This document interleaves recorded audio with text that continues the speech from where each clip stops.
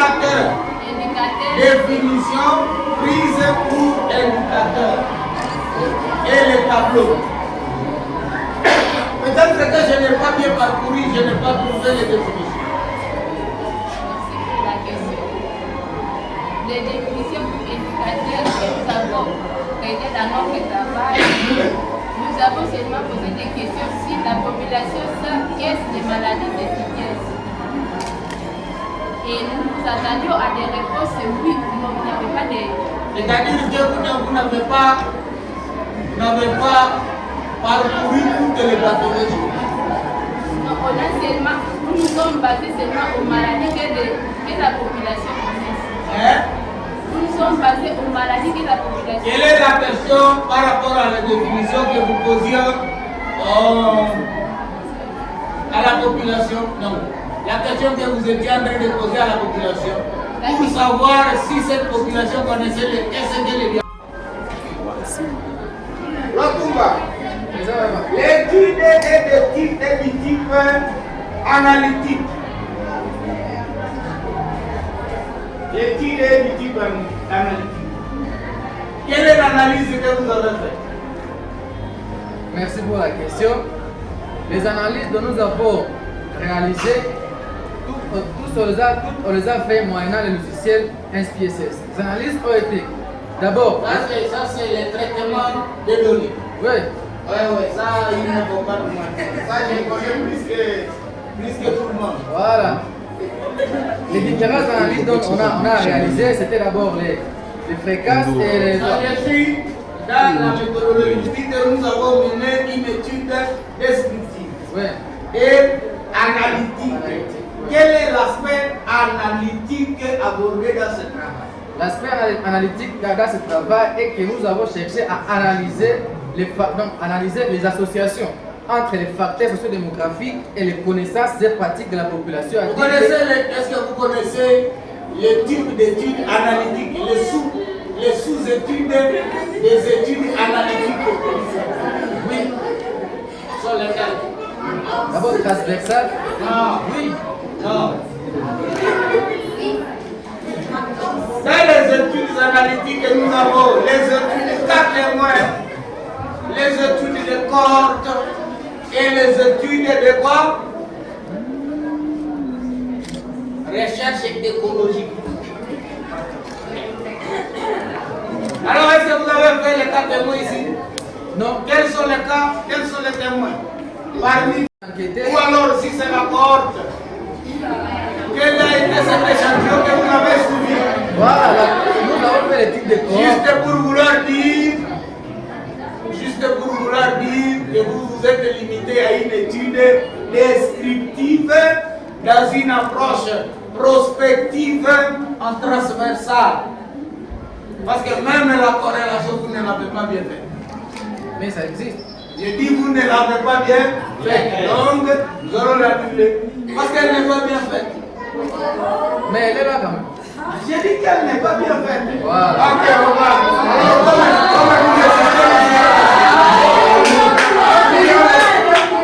Alors, comme vous insistez, allons-y directement à ce tableau-là. Parce que je voulais que ce soit toi qui réponds à cette question. Voyons. Alors moi je m'énerve, n'est-ce pas? Oui. Kawaya. Il y a OR dans vos tableaux. Ça signifie quoi? OR. OR signifie modèle des races. Hein? Ici? Oui. Mais ouais, ça signifie quoi?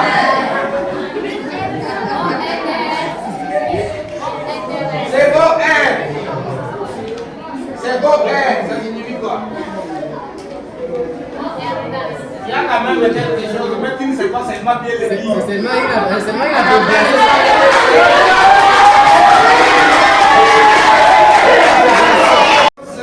Des deux. N'est-ce pas? Lorsque vous donnez, on appelle ça odds ratio ou rapport de risque. Lorsque vous dites odds ratio, là, effectivement, vous faites comme si vous avez recherché, vous avez fait l'analyse, où il y avait les cas et les témoins.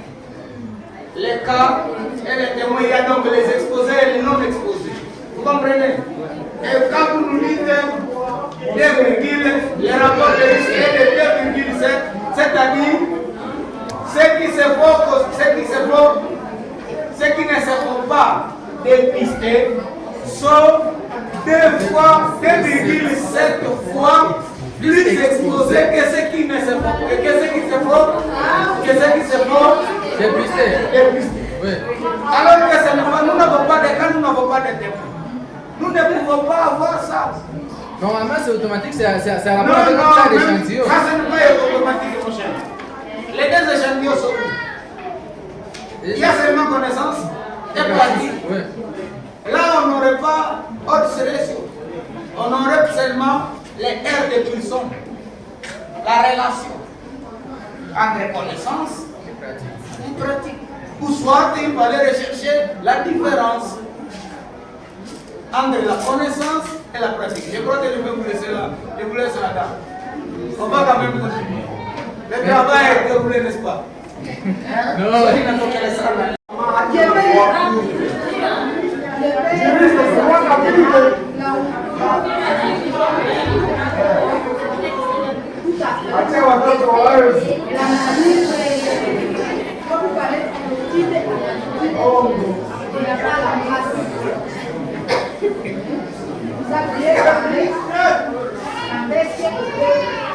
Ainsi, est-ce que ce que vous avez décrit, c'était suffisant pour que nous puissions savoir que l'étude a couvert toute l'ère de Maternelle?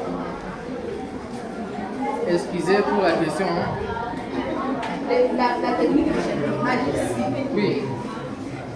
ce que vous avez décrit ici, est-ce que ça nous montre clairement que vous avez vraiment couvert les de Maternelle? Oui, cela le montre. Parce que Donc, ça ne le montre pas. Donc, ici, il faudrait nous montrer comment vous avez sélectionné les ménages, puisque vous avez quand même parlé d'un échantillonnage aléatoire simple, utilisé pour sélectionner les ménages. Comment est-ce que vous pouvez savoir que vous êtes en train d'atteindre ou tel ménage? C'était choisi comment? nous avons procédé de manière aléatoire. Nous sommes arrivés dans la santé maternelle.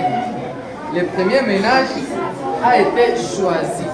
Oui, c'était un choix qu'on a choisi. Oui, et puis, comme nous l'avons dit, il fallait que la personne qui sera interrogée remplisse les critères d'inclusion.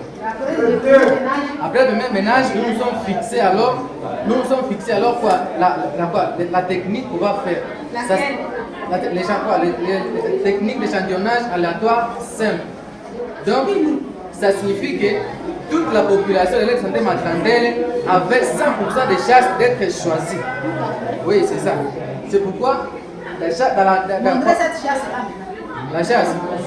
s'est retrouvée donc lorsque vous parcourez l'aide de santé de maternelle. Monsieur, tu as compris la question? Ce n'est pas décrit. La question c'est celle-ci. Après être entré dans le premier ménage, comment vous êtes arrivé à trouver le deuxième ménage dans lequel vous devriez entrer? Voilà cette recherche. Qu'est-ce que vous avez fait concrètement? Pour ton explication, tu allais dire, vous preniez un stylo que vous jetiez, et là où le bouchon se tournait, c'est là que vous appuyiez. Ou bien vous preniez un caillou que vous jetez, là où le caillou s'arrête, c'est là où vous entrez. Vous comprenez? C'est comme ça que cette technique se décrit. Qu'est-ce que vous avez fait concrètement? Voilà ce qu'on cherche. C'est ça. Donc, pour dire qu'il y a une esquissage dans votre technique de l'échantillonnage, il faut l'enrichir. Puisque pour répondre à la question, là, pour que tout le monde ait la chance, il faudrait d'abord diviser en strates. Et nous montrer à chaque strate, vous avez choisi combien de ménages. Là, les strates, voir quel ménage de numéro combien. Ok? Ok, maman. Ok? Oui. Donc vous voyez que c'est, vous avez bien dit, aléatoire. Vous sélectionnez les ménages, vous venez d'ajouter qu'il faudrait donner la chasse pour appliquer cette technique. Vous faudrait faire un échantillonnage stratifié, pondéré. Pondéré, oui. Ok? Oui. Ça arrive. Les 12 derniers mois, il faudrait spécifier le nombre d'épisodes par mois. Oui, ça serait plus pratique. Et par peut-être maladie. Maintenant, on va passer à certaines questions. Kawaya. Pourquoi vous avez choisi seulement ce sujet? Nous avons choisi ce sujet. Premièrement, nous avons constaté que la plupart des patients jeunes et adultes venaient se consulter l'une de ces maladies insidieuses. Et il arrive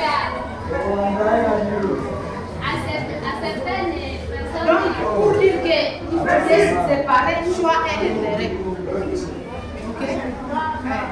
Les choses peut-être, puisque vous avez trouvé beaucoup de cas qui viennent consulter avec des maladies.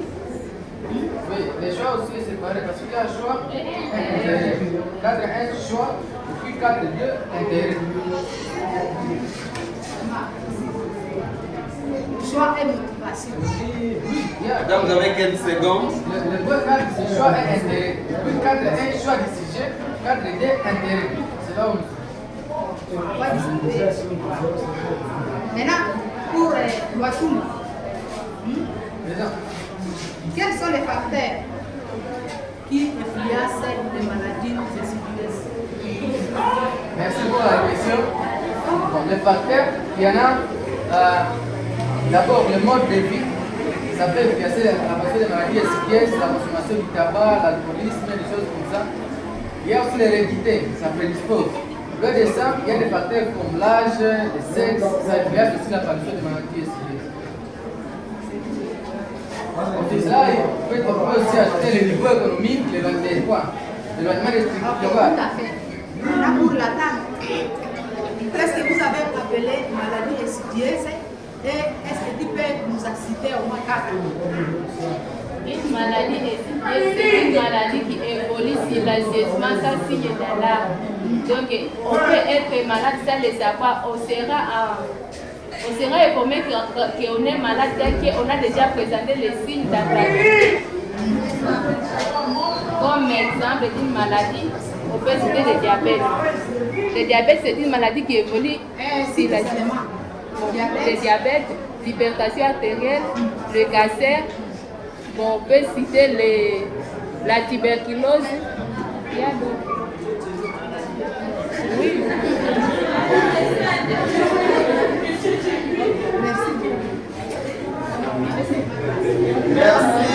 Merci beaucoup pour Madame évaluatrice. Merci, nous sommes en train de remercier l'équipe qui s'est battue à réaliser quelque chose. Libérez nos chaises.